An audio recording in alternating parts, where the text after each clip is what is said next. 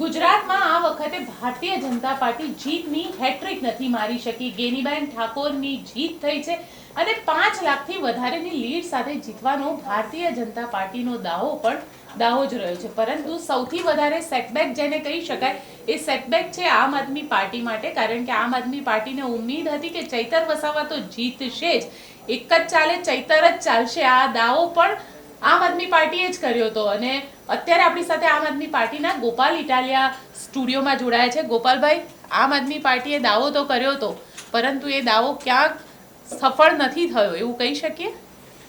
ના, એટલે ચૂંટણીમાં જીત્યા કે ચૂંટણીમાં હાર્યા એ અનુસંધાનમાં જોઈએ તો એ સફળ ન ગણાય. પણ એનાથી વિશેષ કે ભાઈ જેની પાસે ઈડી, સીબીઆઈ, પોલીસ, ગુંડાઓ, બુટલેગરો, વ્યાજ માફિયાઓ, જમીન માફિયાઓ, રેતી માફિયાઓ બધાનું ધાડું લઈને ઉતરી ગયા પછી આમ આદમી પાર્ટી જેવી નવી પાર્ટી અને ચૈતરભાઈ જેવો એક યુવાન વ્યક્તિ બાથ ભીડી શક્યા, લડ્યા અમે તાકાતથી. મને એમ લાગે છે એ અમારા માટે જીત તરફનું પહેલું પગથિયું છે. બાકી યુદ્ધના મેદાનમાં ઉતર્યા હોય તો સ્વાભાવિક છે કે જીતવા જ ઉતર્યા હોય, ન જીતી અલગ પ્રશ્ન છે. છતાંય ભરૂચ લોકસભાના જેટલા પણ લોકોએ આમ આદમી પાર્ટીને, ચૈતરભાઈને, અમને સૌને મત આપ્યા છે, પ્રેમ આશીર્વાદ આપ્યો છે, હું એમનો આભાર માનું છું. આખા ગુજરાતમાં ઇન્ડિયા ગઠબંધનને જેટલા મત મળ્યા છે એ બધાનો અમે આભાર માનીએ છીએ કે સૌએ ખૂબ રંગ રાખ્યો છે આ ચૂંટણીમાં. અચ્છા, રંગ રાખ્યો તમે કહી રહ્યા છો. ગુજરાતની અંદર એક સીટ બનાસકાંઠાની જે છે ગેનીબેન ઠાકોર જીત્યા છે. પહેલી વાર ભારતીય જનતા પાર્ટી 3 વર્ષ એટલે આ ત્રીજું ઇલેક્શન છે કે જીતની હેટ્રિક લગાવવાનો દાવો કરતી હતી પણ નથી કરી શકી. હેટ્રિક તો મોદીજીની નથી થવાની અને હેટ્રિક તો ગુજરાતમાં ભાજપની નથી થઈ.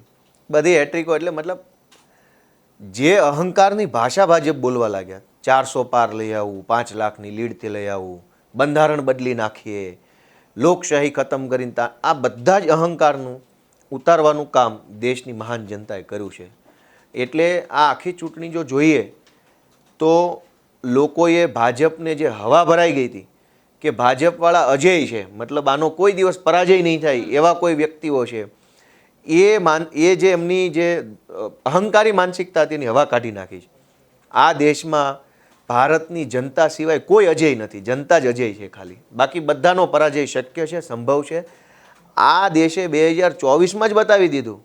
જાજો સમયે આપણે રાહ નથી જોવી પડી. જો જે ભાજપવાળાને એમ હતું કે આનો વિજય રથ ક્યારેય ઊભો જ નહીં રહે, ઊભો શું પૈડા કાઢી લીધા પબ્લિકે.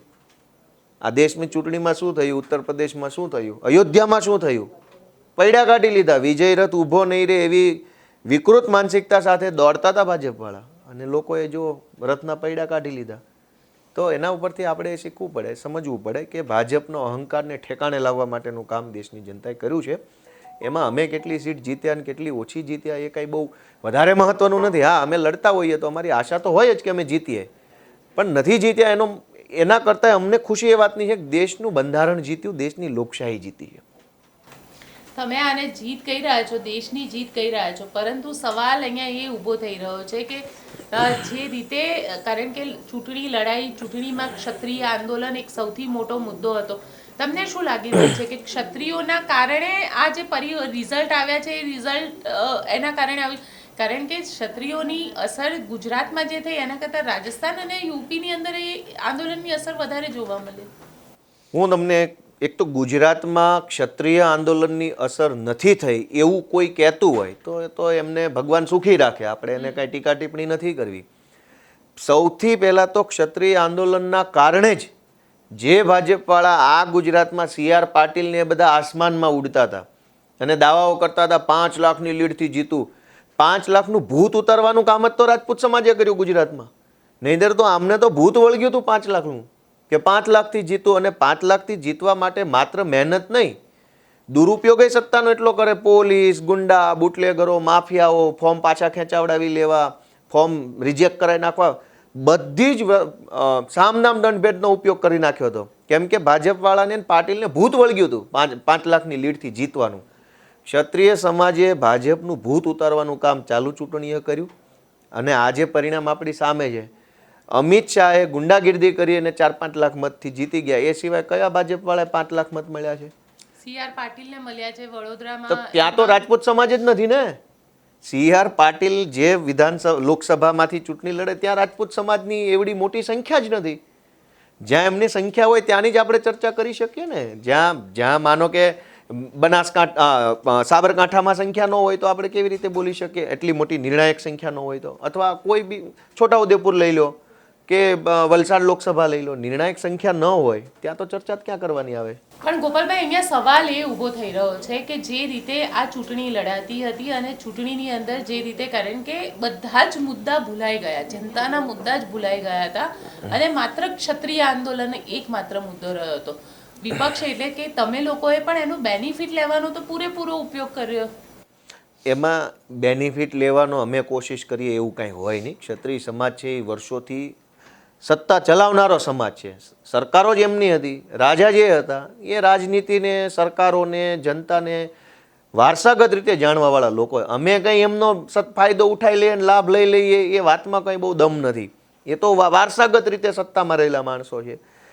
અમે તો અમારી એક જનતા તરીકેની જવાબદારી નિભાવી કે જનતાને જ્યારે જ્યારે સત્તા પક્ષ તરફથી અન્યાય થાય, સત્તા પક્ષ તરફથી અસંતોષ થાય, સત્તા તરફથી અમને જુલમ કરવામાં આવે, ત્યારે સમાજ કે વ્યક્તિ કોની પાસે જશે? વિરોધ પક્ષ પાસે જશે.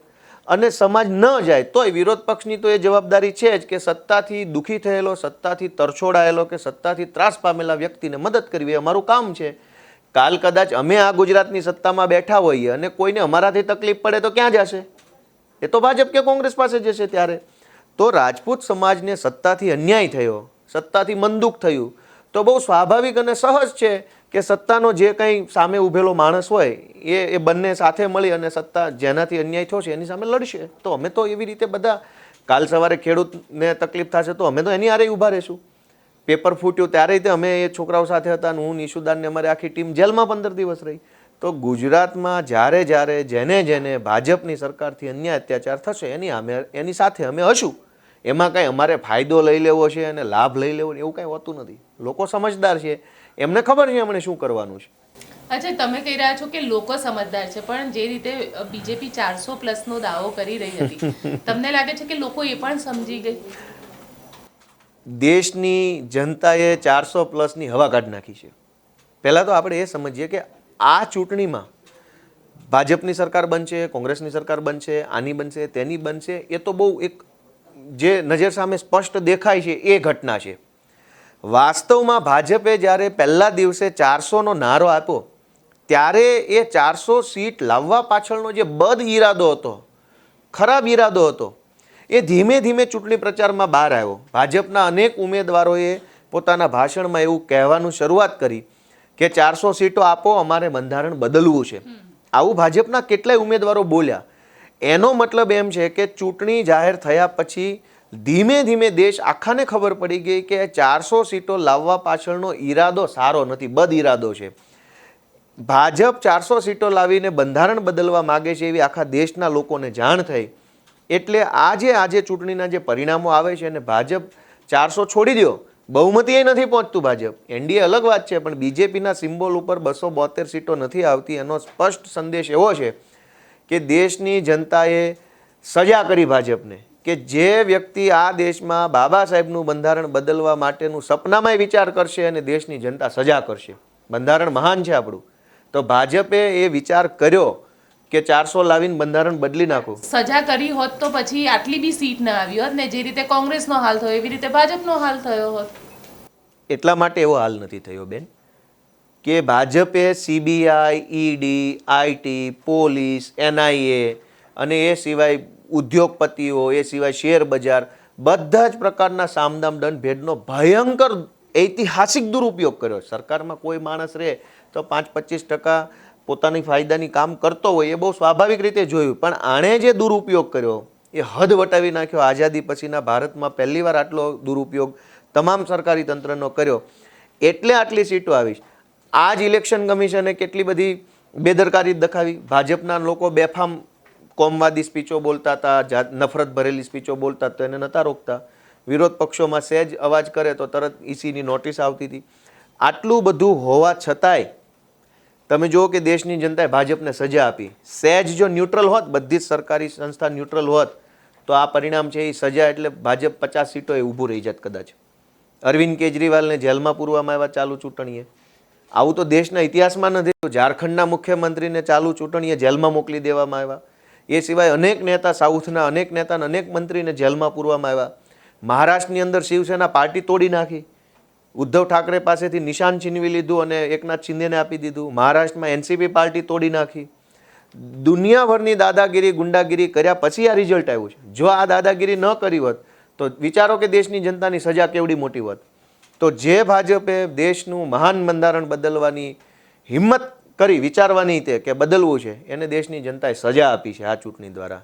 એટલે દેશની જનતાનો સ્પષ્ટ સંદેશ છે કે મહેરબાની કરીને કોઈ પાર્ટીએ સંવિધાન બદલવાની ચર્ચામાં પડવું નહીં. સંવિધાન મહાન છે, એને રહેવા દો, બીજું કામ કરો. અચ્છા, તમને એવું લાગે છે કે આ વખતે બીજેપીના મુદ્દા ન ચાલ્યા? કારણ કે જે એક નેરેટિવ સેટ કરવાનું હોય છે જનરલી ઇલેક્શનની અંદર, જે રીતે અરવિંદ કેજરીવાલે કર્યું હતું કે પ્રધાનમંત્રીની જગ્યાએ અમિત શાહને પ્રધાનમંત્રી બનાવશે, યોગી આદિત્યનાથને મુખ્યમંત્રી તરીકે હટાવી દેશે. આ જે એક નેરેટિવ સેટ કરવાનું હતું એ બીજેપી આ વખતે ના કરી શકે નહીં. બીજેપી પાસે મુદ્દા હતા જ કે દિવસે તે આ વખતે ના ચાલ્યા. એની પાસે આ ચૂંટણીમાં પ્રધાનમંત્રી બનાસકાંઠામાં આવીને શું કીધું કે કોંગ્રેસ જીતશે તો તમારી 2 ભેંસમાંથી 1 ભેંસ લઈ જશે. હવે આ કોઈ પ્રધાનમંત્રીને શોભે એવી વાત છે? બીજા રાજ્યોમાં જાય તો કે તમારું મંગળસૂત્ર લઈ જશે. એક રાજ્યમાં જઈને પ્રધાનમંત્રી એવું કીધું કે તમારા નળની ચકલી લઈ જાય, ટોટી લઈ જશે.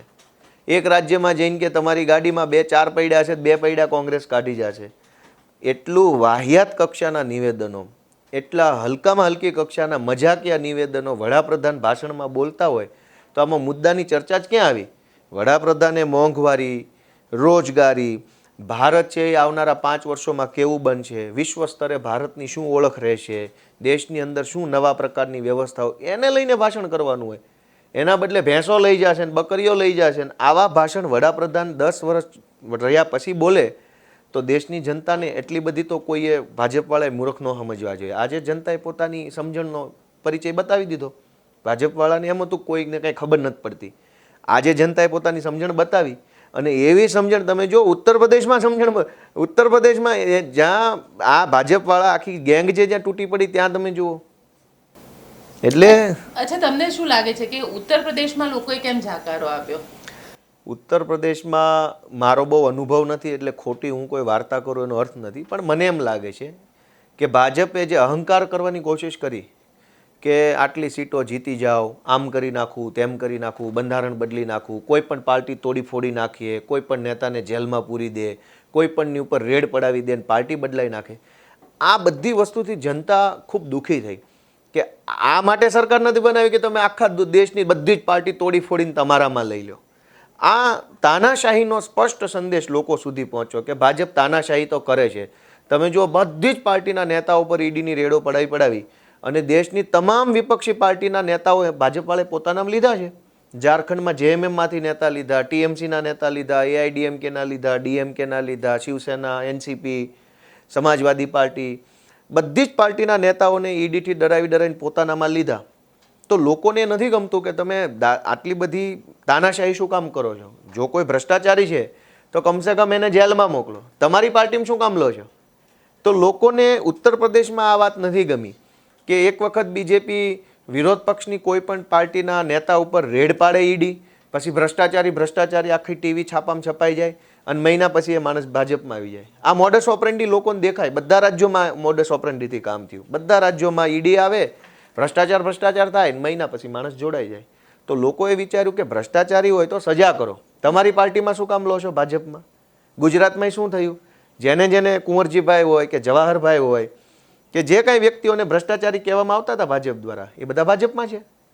તો લોકોને આ નથી ગમ્યું કે તમે ભ્રષ્ટાચારીઓને સજા કરવાને બદલે તમારી પાર્ટીમાં શું કામ લો. એટલે લોકોએ પોતાનું આજે જજમેન્ટ આપી દીધું. અચ્છા, મહારાષ્ટ્રના તો આપ પ્રભારી છો. મહારાષ્ટ્રની રાજનીતિને લઈને શું કહેશો? કારણ કે મહારાષ્ટ્રમાં બી ઘણું પરિવર્તન આવ્યું છે. 42 સીટ હતી 48 માંથી, એમાં પણ આ વખતે સીટ ઘણી ઓછી થઈ છે. અને જે રીતે શિવસેના, નવી શિવસેના આવી, નવી એનસીપી, જૂની એનસીપી, આ જે મહારાષ્ટ્રમાં ભાજપ છે એ 10-12 સીટોએ માંડ પહોંચી શકશે કે બહુ તો 13-14 સીટોએ, બાકી એનું બોર્ડ પૂરું થઈ જશે. 48 સીટોએ મહારાષ્ટ્રમાં તો ભાજપે એટલી બધી ગુંડાગીર્દી મચાવી દીધી કે જે બાલા સાહેબ ઠાકરે એક સમયે ભાજપના સૌથી નજીકના વ્યક્તિ હતા કેમ કે બાલા સાહેબની વિચારધારા એ હિન્દુત્વની છે, ભાજપવાળા નકલી હિન્દુત્વના ઠેકેદારો છે. તો બંને સાથે હોવા છતાંય બાલા સાહેબના દીકરા ઉદ્ધવ ઠાકરે સાથે ભાજપે જે હલકી કક્ષાની રાજનીતિ કરી એનાથી મહારાષ્ટ્રની જનતા ખૂબ જ દુઃખી થઈ. લોકો બાલા સાહેબ સાથે તે અને લોકો ઉદ્ધવ ઠાકરે સાહેબ સાથે બહુ લાગણીથી જોડાયેલા છે. એ અમને પસંદ કરે છે, દિલથી પ્રેમ કરે છે. બે ચાર પેઢીથી પસંદ કરવાવાળા લોકો આખા મહારાષ્ટ્રમાં છે. મહારાષ્ટ્રનું જે રિઝલ્ટ અત્યારે સામે આવી રહ્યું છે, 12 સીટ ભારતીય જનતા પાર્ટી છે, કોંગ્રેસ 11 સીટ ઉપર છે. મેં શું કીધું છે કારણ કે કોંગ્રેસ લાસ્ટ ઇલેક્શનમાં એ તો થવાનું જ હતું. મેં ભાજપનું શું કીધું તમે અત્યારે જોયું. હું શું બોલ્યો? 10-12 સીટો બહુ 14-15 થી વધારે નહીં આવે. એ તે ગુંડાગીરીથી આવેલી આ સીટો. કોઈ ચૂંટણી લડીને જીતીને નહીં. બેફામ પોલીસનો ઉપયોગ, બેફામ પૈસા, બેફામ ગુંડા બુટલેગરોનો ઉપયોગ કર્યા પછી 12 સીટો આવી મહારાષ્ટ્રમાં. અને શિવસેના જે શિંદેવાળી શિવસેના છે એને 6 સીટ આવી છે. અને જે એનસીપી અજીત પવારવાળી એનસીપી છે એ એનસીપીને 1 સીટ આવી છે. એટલે ક્યાંક ને ક્યાંક લોકોએ આ એક્સેપ્ટ નથી કર્યું. ના જ કરે ને બેન. તમે શરદ પવાર સાહેબ જે છે એમણે જ પોતે એનસીપીનું સર્જન કર્યું કોઈ જમાનામાં. એ એનસીપી વર્ષો સુધી ક્યારેક સરકારમાં રહી, ક્યારેક સરકારનો હિસ્સો રહી, ક્યારેક વિરોધ પક્ષમાં રહી. એ એનસીપીને ભાજપવાળાએ તોડી નાખી રૂપિયાના દમથી. અને શિવસેના એનસીપીનું અસલી સિમ્બોલ, એનસીપીનું અસલી બંધારણ, અસલી બધી જ વસ્તુ અજીત પવારને આપી દીધી. અને શરદ પવારને આ ઉંમરે એમની સાથે અત્યાચાર કરવામાં આવ્યો તો જનતાએ ખૂબ ગુસ્સો વ્યક્ત કરેલો એ વખતે. કેમ કે અજીત પવારની ઉંમરે એટલી મોટી છે.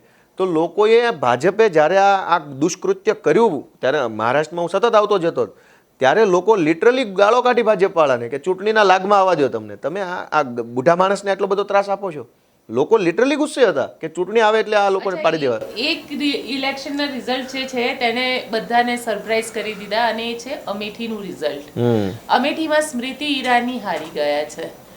એને લઈને શું કહેશો? કારણ કે આમ આદમી પાર્ટી પણ યુપી ઉપર ઘણું કોન્સન્ટ્રેટ કરી રહી હતી. નહીં, અમે તો નતા જ તે યુપીની આખી લોકસભાની ચૂંટણીમાં નતા. પણ સ્મૃતિ ઈરાની હારી ગયા એમાં આશ્ચર્યજનક સરપ્રાઇઝિંગ શું છે? એ ક્યાં કોઈ વૈજ્ઞાનિક હતા કે ડોક્ટર હતા કે ભાઈ આંતરરાષ્ટ્રીય કોઈ એવોર્ડ મળેલા? એ કે છે શું? ખાલી મીડિયામાં આવીને રાહુલ ગાંધીને ગાળો દેવા સિવાય એની પાસે કોઈ વિશેષ કળા હોય ને હારી ગયા હોય તો મને દુઃખ થાય. ગાળો દેવા સિવાયની કોઈ કળા જ નથી એની પાસે. એ તો હારવા જ જોઈએ ને હાર્યા છે એટલે આશ્ચર્યજનક નથી. જે થવું જોઈતું હતું એ થયું છે, એની ખુશી છે. અચ્છા, આપ કહી રહ્યા છો કે જે થવું જોઈએ થયું છે. હવે અગેન આપણે ફરીથી ગુજરાતના સવાલો ઉપર આવી જઈએ. ગુજરાતની અંદર ગેનીબેનની જીત ને ઓવરઓલ તમે કેવી રીતે જોઈ રહ્યા છો? કારણ કે 26માંથી 26ની હેટ્રિક રોકાઈ છે આના લીધે. ગેનીબેન જીત્યા એની પાછળ આપણે 2-3 વસ્તુ સમજવી જોઈએ. મારો બહુ રાજકારણનો કોઈ બહુ એટલો બધો અનુભવ નથી કે હું બોલું એને ગંભીરતાથી લેવું. હું નવો નિશાળ્યો છું. મને એમ લાગે છે કે એક તો ગેનીબેનની પોતાની સ્ટ્રોંગ ઇમેજ, એક લડાયક ક્રાંતિકારી વ્યક્તિ તરીકે રાજનીતિમાં અથવા સમાજના આગેવાન તરીકે લોકો એવું જ ઈચ્છતા હોય કે આમ કડક નેતા હોય તો મજા આવે. આપણો પોતાનો આગેવાન થોડોક મજબૂત હોય તો એના ટેકે એના ભરોસે ચાલવામાં ખોટું નથી. હવે આપણો આગેવાન ઢીલો પોચો હોય તો એના ટેકે હલાય નહીં. તો ગેનીબેનની જે સ્ટ્રોંગ ઇમેજ છે લડાયક નેતા તરીકેની, કે કંઈ પણ વિષય હોય ગેનીબેન બોલે છે, અવાજ ઉઠાવે છે અને ભાજપથી ડરતા નથી. ગેનીબેન જે અલ્પેશ ઠાકોરની સાથે રાજનીતિમાં આવ્યા તે અલ્પેશ ઠાકોરે જેલના પોલીસના ડરથી પાર્ટી બદલી નાખી, ભાગી ગયા. પણ જેણે લડત આપી, ફાઇટ આપી કે હું ડરીશ નહીં, ઝૂકીશ નહીં, તો એ જુસ્સાને લોકોએ પસંદ કર્યા. પહેલી વાત. બીજી વાત કે રાજપૂત સમાજનું આંદોલન, બનાસકાંઠામાં જાગીરદાર સમાજ, ક્ષત્રિય સમાજની સંખ્યા સારી એવી મોટી છે. અને બેન કેમ કે મજબૂત છે એટલે સ્વાભાવિક છે કે સમાજ પણ મજબૂતને સપોર્ટ આપવા માટે પ્રેરાય. તો જાગીરદાર સમાજ, ક્ષત્રિય સમાજે પણ ખૂબ સારો સપોર્ટ બેનને આપ્યો હશે. અને ઠાકોર સમાજ, સૌથી મોટું પરિબળ ઠાકોર સમાજ એટલા માટે નથી કે ગેનીબેન ઠાકોર છે એટલે ઠાકોરને મત આપ્યા. એવી સિમ્પલ વાત નથી. વાત એમ છે કે આટલો વિશાળ મોટો સમાજ ગુજરાતમાં કોળી અને ઠાકોર સમાજ હોવા છતાંય છેલ્લા 30 વર્ષનો જો આપણે બહુ મોટું સરવૈયું કાઢીએ તો સૌથી વધુ અન્યાય, અત્યાચાર અને શોષણ જ ઠાકોર કોળી સમાજનું થયું છે. સમાજ તો જાણે છે આખો કે ભાઈ અમને કશું જ મળ્યું નથી. નેતાઓ આવીને ભાષણો કરીને ભાગી ગયા છે, કશું કમસે કમ સારો નેતાય નથી મળ્યો. તો આજે ગેનીબેનની જીત અને પાટણમાં ક્લોઝ ફાઇટ અને બીજા જે કાંઈ પણ મહીસાગરમાં ઉભા રહેલા અમુક ક્ષત્રિય ઠાકોર સમાજના આગેવાનોને જે બમ્પર મત મળ્યા છે એ દર્શાવે છે કે હવે સરકારે ઠાકોર સમાજની સામે જોવું પડશે, એમની સંખ્યાને અને એમની જરૂરિયાતોને ધ્યાને લેવી પડશે. એવું નહીં ચાલે કે મત લઈને ભાગી જશો અને તમે 2, 5, 25 પૈસાની વસ્તુ પકડાવી દેશો. અને હવે તો ગેનીબેન જીત્યા છે એટલે ઠાકોર સમાજ આખાને એક મજબૂત નેતૃત્વ મળશે અને ખૂબ સારું થશે. એટલે આ જીત જે છે ને એ મને એમ દેખાય છે કે આવનારા ગુજરાતના આ આવતા 4-5 વર્ષના અંદર રાજકારણના બહુ મોટા સમીકરણો ઉત્તર ગુજરાતથી ગેનીબેનના માધ્યમથી બદલાય એવું મારું વિચારવાનું છે. તમને એવું લાગે છે કે ગુજરાતમાં પણ હવે સમીકરણો બદલાશે, ખાસ કરીને સરકારમાં પણ? 100% બદલાશે, બદલાવા જ જોઈએ. સરકારમાં જે કાંઈ પણ કંઈ એક પૈસાની અકલ ન હોય એવા માણસો સરકારમાં બેઠા છે. તમે બેન એમ કહો કે રાજકોટની દુર્ઘટના બને કે હરણીકાંડ દુર્ઘટના બને, કમસે કમ મીડિયામાં આવીને 4 સવાલોના જવાબય ન આપી શકે એવા માણસો મેયરને, સ્ટેન્ડિંગ ચેરમેનને, ધારાસભ્ય થઈને બેઠા છે. આ કોઈ સરકાર છે કે સર્કસ છે? ભાઈ, દુર્ઘટના બની, દુઃખદ પ્રસંગ છે, એનો અમને શોક છે, અમે સંવેદના વ્યક્ત કરીએ છીએ અને અમે ધ્યાન આપશું એવું વિનમ્ર ભાવે બોલી શકે એવો માણસ આવડી મોટી સરકારમાં નથી. રાજકોટના ધારાસભ્ય હી હી હી કરે છે, મેયર કે મને રહેવા દો, મને રહેવા દો. અરે ભાઈ, મેયર બનીને બેઠા છો, બોલવાનું ઠેકાણું નથી. તમે અત્યારે તે આ ચૂંટણીમાં સુરેન્દ્રનગરના જીતેલા ભાજપના ઉમેદવારના ઠેકાણા જુઓ, કે અમરેલીના જીતેલા ઉમેદવારના ઠેકાણા જુઓ, કે ભાવનગરના જીતેલા ઉમેદવારના ઠેકાણા જુઓ, કે તમે કોઈ પણ ભાજપના હાલો ને, બધાના નામ ક્યાં લેવા, બધા એકબીજાના માસિયા ભાઈ જેવા જ છે. એક માણસ બેન જાહેરમાં આવીને પબ્લિકને એડ્રેસ કરી શકે ને એવી કેપેસિટીનો માણસ નથી. પણ બધા ગોઠવાઈ ગયા છે, મોદી મોદી કરીને ગમે જગ્યાએ જ્યાં જગ્યા મળીને ગોઠવાઈ ગયા છે. જનતાને અન્યાય થાય, અત્યાચાર થાય, જનતા પીડાય અથવા જનતામાંથી કોઈ મુદ્દો ઉઠે તો એને કમસે કમ ફેસ કરી શકે એવો એક માણસ ભાજપમાં નથી. અને ટીવીની એક ગેંગ છે, એ રોજ રાતે ટીવીમાં ગોઠવાઈ જાય અને લવારી કરીને ભાગી જાય, એ મુદ્દો અલગ છે. પણ આમ સ્ટ્રોંગ નેતા કોણ ગુજરાત ભાજપમાં કે જનતાને ફેસ કરે? કંઈ વાંધો નહીં ભાઈ, ઘટના બની છે, માફી માગી, આમ છે તેમ છે, કોઈ નેતા નથી. તો બદલાવ તો આવવો જ જોઈએ. આમ નામ થોડી ચાલશે લાલિયાવાડી, કાંઈ સર્કસની જેમ તો સરકાર નહીં ચલાવાય. ચલો ગોપાલભાઈ, આપ અમારી સાથે જોડાયા તેના માટે આપનો ખૂબ ખૂબ આભાર. કારણ કે ગોપાલ ઇટાલિયા સ્પષ્ટપણે માને છે કે આવનારા 4-5 વર્ષ ખૂબ મહત્વપૂર્ણ હશે. કારણ કે ગેનીબેન જે રીતે જીત્યા છે એટલે ઠાકોર કોળી સમાજ જે છે એમાં પણ પરિવર્તન આવશે, સરકારની અંદર પણ પરિવર્તન આવવાની વાતો જે છે તે ગોપાલભાઈની કરવાની છે. પરંતુ આ બધાની વચ્ચે ગુજરાતમાં જીતની હેટ્રિક ભારતીય જનતા પાર્ટી નથી લગાવી શક્યું. 5 લાખની લીડની વાત કરવામાં આવી હતી, એમાંથી માત્ર 3 સીટ એવી છે કે જ્યાં આગળ 5 લાખની લીડ જે છે તે ભારતીય જનતા પાર્ટીને મળી છે. આપ શું વિચારો છો? કોમેન્ટ બોક્સમાં ચોક્કસથી લખીને જણાવજો. અમારી ચેનલ નિર્ભય ન્યૂઝને લાઇક, શેર અને સબસ્ક્રાઇબ કરવાનું ભૂલશો.